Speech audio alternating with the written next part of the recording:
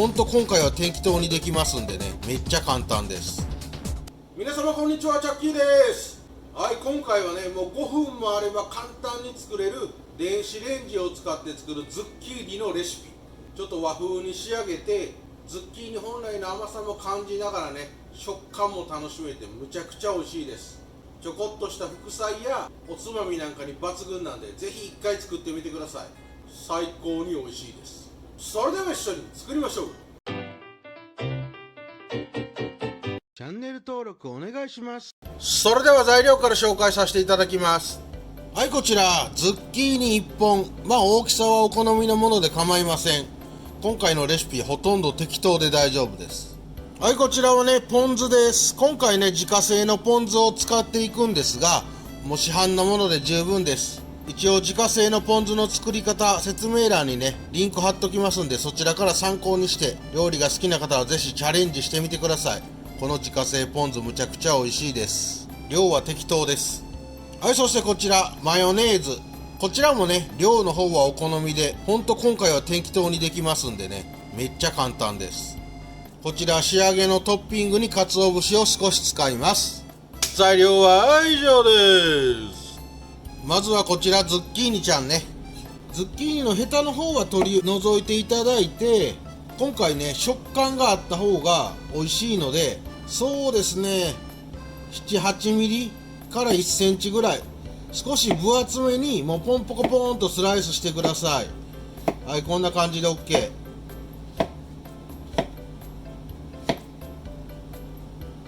よいしょ、これで OK です。はい、ズッキーニの方を切り分けましたら、はい、こちらね、ちょっと耐熱性の容器を用意してください。この中にズッキーニ入れちゃいます。この時ね、バラバラにして入れてください。このままで構わないんですが、もしあれば、あると思うんですけど、これ、お塩一つまみちょっとパラパラっと振りかけて、軽く混ぜといてください。こうすることでね、ズッキーニに下味がついてさらに美味しくなります。別にお塩はしなくても構いません。そしたら表面にふんわりとラップちゃんをかけてください。はい、これで OK。この状態で電子レンジ600ワットで、だいたい3分ぐらいですね。3分前後を目安にズッキーニが柔らかくなるまでレンチンしてズッキーニに火を通していきます。美味しくなってね。はい、こちら電子レンジ600ワットでだいたい3分ね。ズッキーニの大きさなんかにもよるので、まず3分加熱して様子見てください。ちょっとまだ火が通ってないなーっていう場合は、30秒ぐらいずつ追加しながら様子見て全体的に火を通していきます。はいよ、今ズッキーニ電子レンジで加熱してきました。とりあえずね、ズッキーニの方に火が通れば OK です。ズッキーニのちょっとシャキッとした食感が好きな方は短めに、ズッキーニがねトロットロがいいっていう方は少し長めに加熱してください。これちょっとラップ外すときね、蒸気とかでやけどしそうなぐらい熱いんで気をつけてくださいね。はい、ここまでできましたら今度マヨネーズね、もう適当で構いません。ちょっと入れておきます。もうマヨネーズ好きな方はたっぷり入れちゃってください。私は大さじ1杯ぐらいってとこですかね。はい、そうしましたらこちらズッキーニとマヨネーズをねしっかり混ぜ合わせてください。この熱々のうちに絡めちゃいます。はい、こんな感じでマヨネーズとズッキーニを混ぜ合わせる。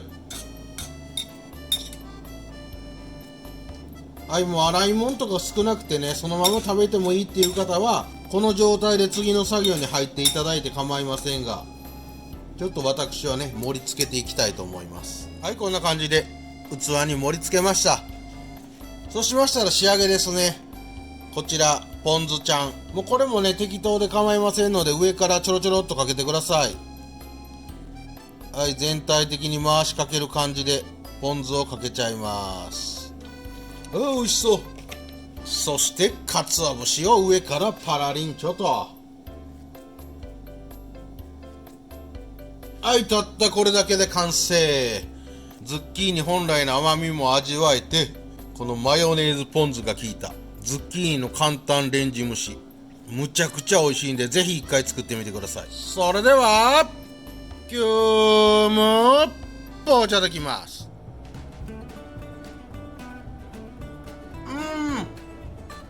間違いない。めちゃくちゃうまい。やっぱマヨネーズポン酢おかか、もう最強の組み合わせ。どんな野菜でもいけるわ。ほんまうまい。今回ね、いい感じ。やっぱ3分ぐらいがいいですね。ズッキーニの食感も味わえつつ、ちょっととろっとしたズッキーニ、そしてね、このズッキーニの持つ甘みを感じられて本当に美味しい。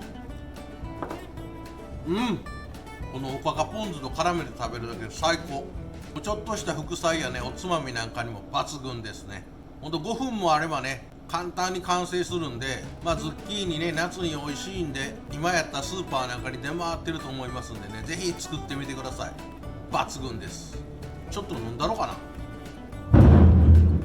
はい、ということでちょっとお酒作ってきました。はい、よっこいしょと。ついでなんで紹介しときますわ。これ俺のめっちゃ好きな焼酎の飲み方。これね、麦焼酎を炭酸で割って紅生姜を入れます。紅生姜サワーみたいな感じですね。めちゃくちゃうまいです。最高やん。もうなんか紅生姜のしょっぱさと梅酢の香りが効いてね、なんぼでも飲めますんで、ちょっと気をつけてくださいね。うまい。いやほんまこれ最高に美味しいっすよ。ズッキーニってほんと美味しいよね。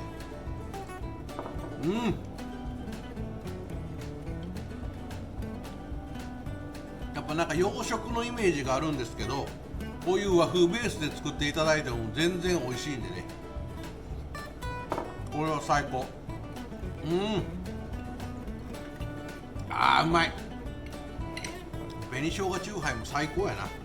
これ 2,3 分経ったら紅生姜からね、いい感じの味が出てきてね、さらに美味しくなるんで、ちょっと一回ほんま試してほしい、この紅生姜チューハ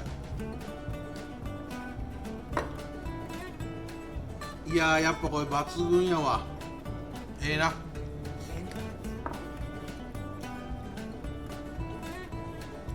ほんと食べてるだけで幸せになりますわ。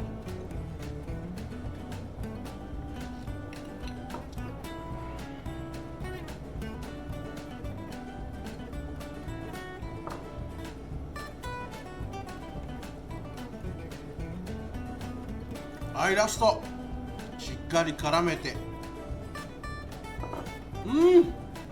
いやズッキーニもね、周りはシャキシャキっとしながら中はトロットロで、ほんと甘みも感じられて最高にうま